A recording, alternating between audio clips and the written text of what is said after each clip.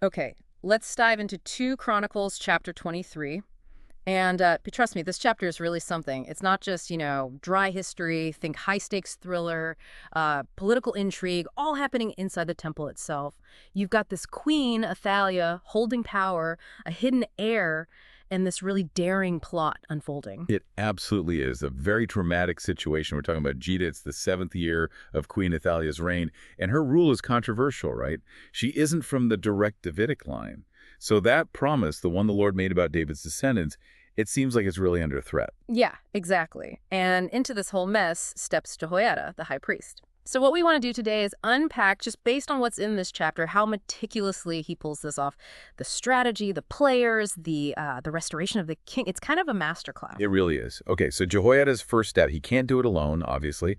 The text says he showed his strength, made a formal deal with specific military commanders. They're even named for us. Oh, yeah. Who were they? Azariah, son of Jeroham, Ishmael, son of Jehonan, Azariah, son of Obed, Messiah, son of Adiah, and Elishaphat, son of Zichri. Commanders of hundreds, the text says. So starting with the military brass, essentially. Why them first? Well, it shows he's smart about it. He's targeting the key people within the existing power structure. These guys command troops. Getting them on board is absolutely step one if you need muscle for a plan like this. It's about building that core loyal force. Right. That makes sense. Building the inner circle. But you need more than just soldiers for something this big, right? It's political, it's religious. Who else does he bring in? Oh, definitely. You need broader legitimacy. So these commanders and Jehoiada, they travel around Judah, and they gather support from 2 really crucial groups. The Levites, who are, tied to the temple, and the heads of Israelite families from all the towns. Okay, Levites and family heads. Why that specific mix? Well, the Levites are essential because the whole operation centers on the temple. That's their turf. You need their cooperation for security, for logistics, everything inside the temple complex. And the family heads, they represent the wider population, the tribal structure of the people of Judah. Bringing them in gives it that social and popular legitimacy. It stops it looking like just a military coup. So he's pulling together the military, the religious authority, and the kind of popular consent all in one go. Very strategic. Where do they all meet?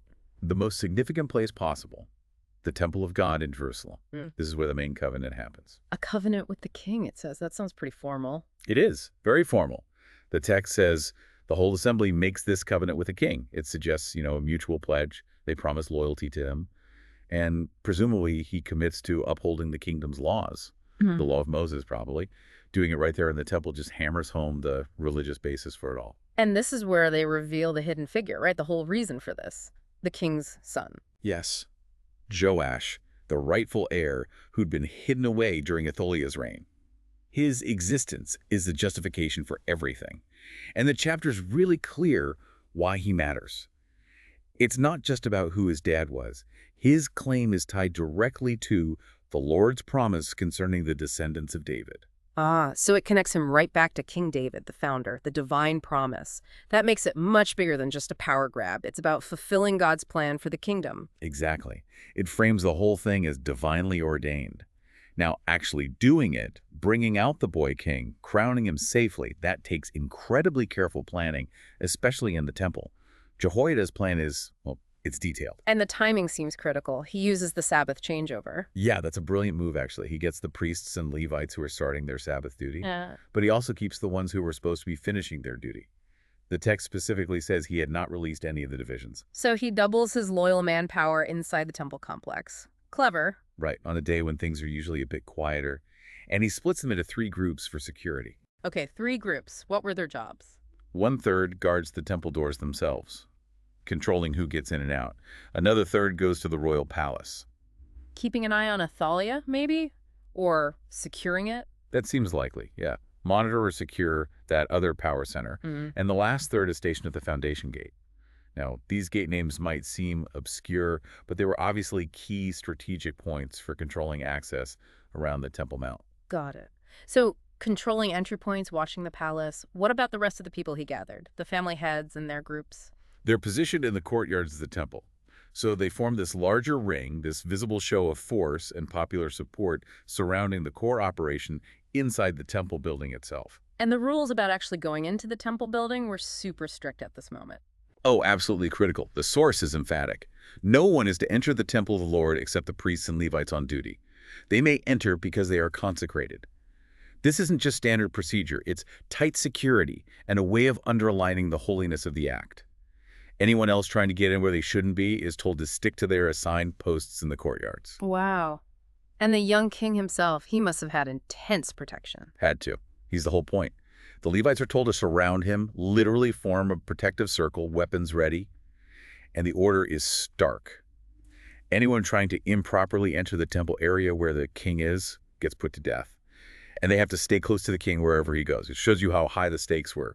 His life was everything. So the plan is laid out, it's detailed, strategic, and the text says everyone followed Jehoiada's orders perfectly. To the letter. And then there's that amazing detail about the weapons. Oh, right. He arms the commanders with spears and shields that belonged to King David from the temple treasury. That's wow. It's more than just, wow, it's pure symbolic genius. Think about it. He's arming this restoration movement with the actual weapons of the kingdom's greatest founder, King David. Weapons kept in the holiest place. It visually shouts, this isn't a rebellion. This is the legitimate continuation of David's kingdom, blessed by God, using relics of its golden age. It links the boy king directly to that history and divine promise. Incredible. Just grounds the whole thing instantly. Okay, so forces are ready, armed with history itself. The temple's secure. The stage is completely set. The men are positioned all around the king, near the altar, near the temple building, covering the whole area south to north. Then comes the moment. The coronation itself. Jehoiada and his sons bring out the young king. What are the steps? They're very specific, and each one is significant. First, obviously, they put the crown on him, symbol of royalty. Then they give him a copy of the covenant. A copy of the covenant. What exactly would that have been? Like the law or something specific to the king? You know, the text doesn't spell it out, which is interesting. It could easily be a scroll of the law of Moses, reminding him of his obligations to God. Or maybe it was a specific document outlining the king's duties and the people's rights, that covenant between them. Either way, giving it to him publicly shows his rule isn't absolute. It's bound by law and divine agreement. Right. Then the anointing. Yes, he's anointed. That sacred ritual, usually done by a priest or prophet, setting the king apart for his God-given role. It's that physical sign of divine choice. And then finally, the shout goes up from everyone, "Long live the king." Must have been quite a sound. And that's what gets Athaliah's attention. That's the trigger. She hears all the noise, the running, the cheering for the king, and she heads straight for the temple to see what's going on. Imagine her walking into the middle of this. This perfectly executed plot against her. What does she find when she arrives? The scene confirms her worst fears. The chapter gives us this vivid image. The new king, Joash, standing by his pillar at the entrance, apparently a customary spot for kings in the temple complex. He's surrounded by his officers, trumpeters are blowing, and, importantly, all the people of the land are there rejoicing. There are singers, musical instruments, leading praises. It's a full-blown celebration of kingship. Wow. So it's public, it's joyous, it involves the priests, the military, the people. It looks completely legitimate. No wonder she reacts the way she does. Exactly. She tears her robes, that classic gesture of extreme distress or outrage, and she cries out, "Treason! Treason!" Yeah. Which, from her point of view, it absolutely was. But shouting that in the middle of that crowd, not the smartest move. Jehoiada reacts instantly. Immediately. No hesitation. He orders the commanders he'd allied with, bring her out between the ranks. Basically, isolate her, get her out of the main crowd, and put to the sword anyone who follows her. Swift and brutal. And he adds that specific instruction about where not to kill her. Yes. Do not put her to death at the temple of the Lord. Even now, Jehoiada the priest is protecting the sanctity of the temple. No bloodshed within those sacred walls if it can be avoided. So they take her out of the temple area. Where does she meet her end? The text says she was seized right as she got to the entrance of the horse gate, which is on the palace grounds. So they move her away from the temple back towards her seat of power, the palace. But she doesn't quite make it. They execute her there, at the horse gate entrance. Her removal from the temple and death near the palace physically marks the end of her reign. So Athaliah is dealt with. What happens next to solidify things? The chapter talks about another covenant. Yes, a really important one. Jehoiada makes a covenant involving himself, all the people, and the new king. And the stated purpose is clear, that they would be the Lord's people. This isn't just politics. It's a national rededication to God, setting a completely different tone from Athasia's rule, which seems to have involved, or at least tolerated, Baal worship. And the people's reaction is immediate, targeting Baal worship. Right away. Their first act after this covenant is to march to the temple of Baal. They tear it down, smash the altars, shatter the idols. It's a complete rejection and destruction of this rival religious system. And they kill Matan, the priest of Baal, right there in front of his own ruined altars, a very decisive purification. Then the focus shifts back to the Lord's temple, restoring proper worship. Exactly. Jehoiada puts the temple oversight back into the hands of the priests and Levites according to the assignments King David had originally set up. The goal is to get the burnt offerings going again, correctly, according to the law of Moses, and importantly, with the rejoicing and singing that David had mandated. It's about returning to authorized, traditional, joyful worship. And making sure the temple stays pure going forward. Absolutely. He posts doorkeepers at the gates specifically to keep out anyone in any way unclean. It's about reinforcing that boundary, that sanctity which might have lapsed under Athaliah. Okay, so religious order restored, then the final political step. The final procession. Jehoiada, the commanders, nobles, rulers, the whole leadership team, plus all the people, they bring the young king down from the Temple Mount. From the sacred space to the seat of government. Precisely. They enter the royal palace through the upper gate. And the very last act. They seat the king on the royal throne. Done.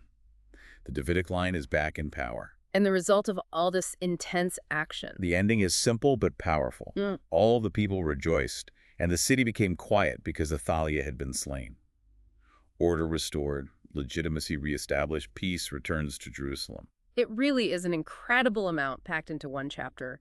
The sheer planning, the speed of it, using the temple as the base. It's quite something. It really is how Jehoiada uses everything about the temple, its layout, its personnel schedules, even its stored relics like David's shield. It's fascinating, his political strategy using religious infrastructure. And making the coronation so public right there in the temple gives it a weight and legitimacy that, secret ceremony just couldn't have. And the fact that the first thing they do after Athaliah is gone is tear down the Baal temple and fix the Lord's temple worship. It really shows what was driving this, doesn't it? Oh, absolutely. For them, restoring the king and restoring proper worship were two sides of the same coin. You couldn't really have one without the other. This whole chapter just lays bare how intertwined religion, politics, ancestry, and that divine promise were in ancient Judah. The strategy, the symbols, the location, it all points to restoring both the king and the nation's covenant with God. It definitely leaves you thinking about the power that religious figures and institutions could wield in these kinds of political moments. It certainly does. You see that fusion of religious and political authority so clearly here. And maybe a final thought for you to ponder. The fact that this whole critical event happens mainly in the temple, not the palace. What does that tell us about where people in Judah really saw the ultimate source of legitimacy residing at that time? Is it in the palace, or is it ultimately in the temple with God? Something to think about.